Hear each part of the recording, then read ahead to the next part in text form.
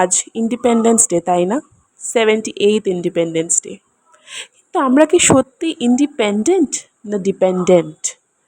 এই প্রশ্নটা কয়েকদিন আগে করলেও হয়তো অনেকের অভিযোগ থাকতো, কিন্তু প্রেজেন্ট যে সিচুয়েশনটা তৈরি হয়েছে, এই প্রশ্নটাই হয়তো সবার মনে বারবার আসছে। এখনকার ঘটনা বলে নয়, প্রত্যেকটা মুহূর্তে, ঘন্টায়, মিনিটে এরম ঘটনা বেড়েই চলেছে।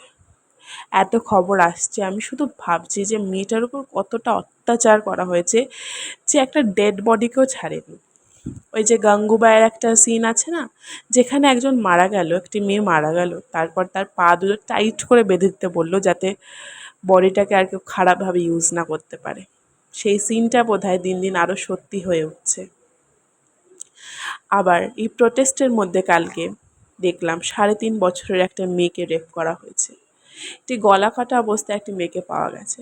আচ্ছা, 3.5 বছরের যে মেয়েটাকে রেপ করা হলো, সে কি পড়েছিল? কারণ প্রত্যেকবার যখন এরম ঘটনা ঘটে, মেয়েদের জামা কাপড়ের ওপরেই প্রশ্ন ওঠে। বা কয়েক বছর আগে একটি মনিটর লিজার্ড, গুয়ে সাপ, তাকে রেপ করা হয়েছিল। সে কি পড়েছিল?